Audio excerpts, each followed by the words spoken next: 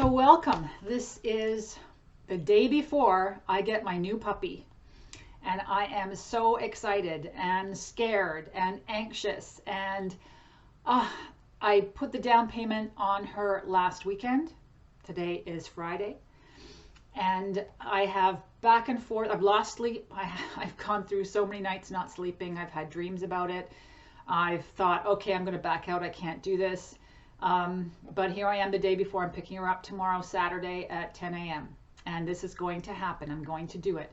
But I swear, when people talk about their animals like their children, and you think, yeah, it's really not the same thing. And no, it's not the same thing, but it sure feels like it to some degree.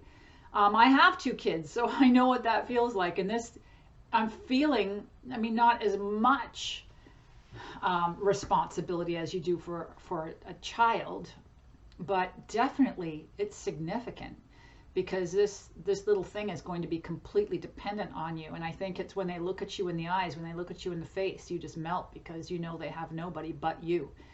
And I think that's the connection, and it's stronger than maybe many people want it to be.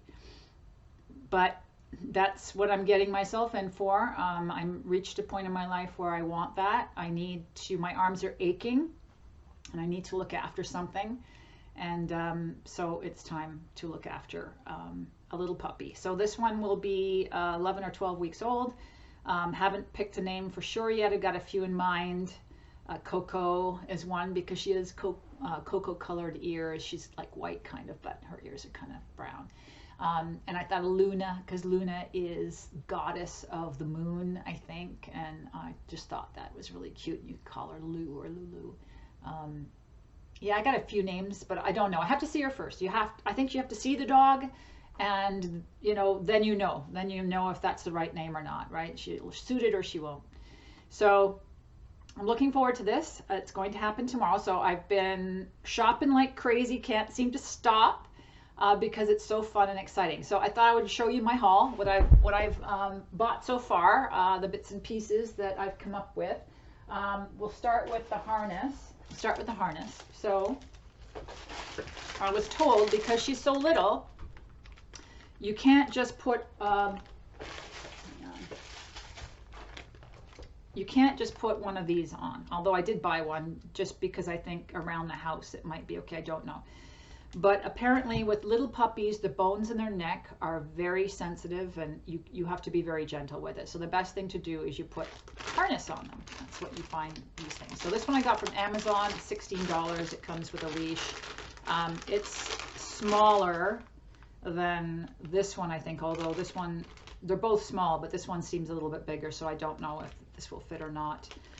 But we'll see. I just need one to get going to bring her home in, and I want to protect her neck bones, right? So, and then I was told that because I'm going to be crating her, which seems to be the way that most people do it now, and I'll do a video on the crate, the one I bought and how I set it up. But what I heard was around the house, you want to keep them either in the crate or on a leash. And you can cut the end off the leash so they don't get caught on something, but it's best to have control over the puppy all the time because you just don't know what they're going to get into. You kind of have to keep an eye on them and see what they're likely to do and what they're unlikely to do. One of the things I'm concerned with is my house has a lot of railings, and I just see the little thing running between the railings and dropping 2 stories, and that's just not going to happen. So I want to keep her on a leash around the house or in the crate. At least for the first little while. I'm also going to buy a little pen, which I'll do a video on, so that I can just put her in, like a playpen for a baby, right? And just put them in the playpen, and then you know that they're safe until you get back if you're going out or if you're going in the shower or whatever. It's just about keeping the puppy safe until you get a really good handle on what they're likely to do and where the dangers are, right? So that's the leash thing. So next is toys. So I bought this first, and then I realized it's actually a cat toy. You can see the cat's on there. But is what the breeder told me was that the pups love these crinkly toys. So this is a dog one. The crinkly toys, right? They just love them. And actually, so do I. It's just, very satisfying to crinkle them, right? It's something about it. I don't know, but yeah, I like it too. So this one will be good because this rope goes all the way through him. So I think that we can use a good one for playing with that and a tail. Yeah, it should be fun. Anyway, so I got those from the dollar store. This one was like $4. You can't beat that, right? I bought a couple of bowls from the dollar store. That's the feeding bowl. I like the little sign. It's a nice color. And this one is going to be for the water. And the reason I bought this, although it's massive, I understand it's massive, but I like the fact that you can't tip it because I have an iRobot that every Monday and Thursday morning, 7 o'clock, she just starts running around the house and cleaning. And I don't want her to knock over the water thing, right? I figured this one, she can't really climb it. And it's, by the way, iRobot vacuum. I know, you know that what I was talking about. But she can't really knock this over. That's why I bought that one, although it's really massive. What else do I have? I have a super long leash so that I can stand at the front door if I don't want to go all the way down to the grass to let her pee. Of course, poop bags. And then the food. So the food is an interesting one, and I'm going to do a whole video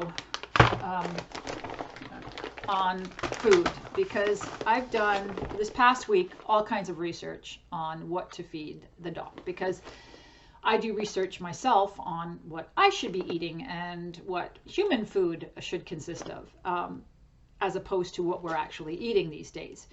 So it's a very important thing to me, so I figure it's going to be just as important for the dog. So I asked the breeder what she feeds, and she said Royal Canin dog food. So I looked into that. So what I found is that what we're supposed to be feeding dogs is meat. Dogs are inherently designed to eat meat. If you look at their teeth are not flat to chew on grain or whatever. Their teeth are pointed for meat. And they stopped feeding the meat they were going grain-free for a while, and they thought that it causes congestive heart disease, and it turns out that that's a whole nother story, and it had to do with the lack of, I believe it's taurine, don't quote me on that, but that's all been rectified, and I think we're back to grain-free is best, from what I can see. That's my opinion, though. I mean, everyone can do their own research, and I do suggest that you do. But for me, I found that meat is the most important. And the Royal Canin dog food that she's currently eating, from what I can see, it's not good. And I don't want to feed my dog the Royal Canin. There's a lot of grain and fillers, in my opinion. So I looked around. I went to PetSmart and I read the ingredients, and oh, so many dog foods. This is what I've come up with. I don't know if this is the best, but this is the one I'm starting with. See if she likes it. I'll continue to do my research. We'll either stick with it or we won't. But is what I like with this, it is grain-free. I don't see any horrible fillers in there. Chickpeas, I think, are in there, but that's okay. But the majority of the ingredients, if I can read this to you, let's see this. We have chicken, number one ingredient, chicken, turkey meat, peas, fish meal, egg product, chicken meal, tapioca, chicken fat, and then mixed tocopherols, which I believe are the preservatives, if I'm not mistaken, and they're okay. They're healthy ones, I believe. Still working on this. You can always let me know down below if you disagree. Freeze-dried chicken liver, lamb meal, natural flavor, pumpkin seeds, freeze-dried chicken heart, and vitamins and minerals and stuff. So I'm really happy with what's in here. And you can see the lighter colored things on there, that's all freeze-dried meat, just pure meat freeze-dried. And I'm thinking this is a good start, a really good start. It's very important, apparently, to feed animals, I don't know about puppies, but to feed dogs, organ meat. Apparently organ meat is crazy healthy for them, full of the nutrients and minerals that they need.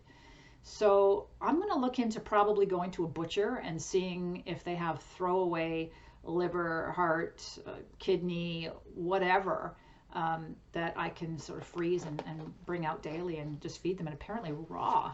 I know it sounds awful, but raw is the way to go. So these are actually cheaper than the Royal Canin. Royal Canin, I think at PetSmart was for 2.5 pounds, $28 or $30. I'm not sure. And this is 4 pounds, and it was $32. So I think it's better ingredients, and I think it's a better price. Then in the dollar store, when I'm buying all the toys, I found these, and it was $2.50. And it's not much, 45 grams, weighs nothing, but there's a lot of treats in there if you look. And it's just freeze-dried beef liver. Nothing else in it. It says ingredients, beef liver. Sounds good to me. I just noticed it's for dogs and cats. What a great treat if they like it. It's healthy for them, right? So I'm going to stick with these if the dog likes them, because I don't want to feed junk, right? It's all about health, and it's really important. And another thing I want to mention real quick, which I'm going to talk about when I do the video on the food, is what got me going on this is I saw, I can't remember his name, it's Dr. somebody, he's a vet that's been doing it forever, and he said that when he started probably 40 years ago or 50 years ago, 1 in 10 dogs got cancer. And typically they were elderly dogs. Now it's 1 in 1.6. Okay, think about that. 1 in 1.6 dogs will get cancer at some point in their life. That's insane. Why such a huge change? And I think we all have to stop and think, why? Why are so many dogs getting cancer? Well, it's either something that they're eating, ingesting, absorbing, or inhaling. It's something in the environment. It can be, I guess, genetics. Maybe the genetics are getting worse in dogs. I don't know. I hope not. I hope it's something we can control. So, I mean, you are what you eat. You can't be anything but that. So I think looking at what we're feeding our dogs is key. And I think doing the research yourself to find out what is the right answer is important to keep our animals healthy. So I feel like I'm on the right track. I'm going to do everything I can to prevent my dog from getting sick. I want my dog to be like they were 40, 50 years ago when, you know, none of them got sick. So I'm going to figure out what it was they were eating back then and try and duplicate that now the best I can. So I will do a video on that though, in more detail, and in the food and what I plan on doing and the raw diet and all of that in future videos. But I got to get the dog first, and it's coming tomorrow. Yay. So I'm really excited. Thanks for watching. If you made it this far, I hope you did. I'm going to start doing these videos regularly on how I'm doing with my new puppy, the training. I'm going to try and groom her myself. She is a Cockapoo, so she's 1/4 Cocker Spaniel, 3/4 Poodle. So she will not shed and she will need to be cut, and I'm going to try and do that, and I will take you on my journey through grooming my own dog and the pros and cons, and we can laugh about how she looks at the end of it. But thanks for coming on this journey with me, and we'll see you next time.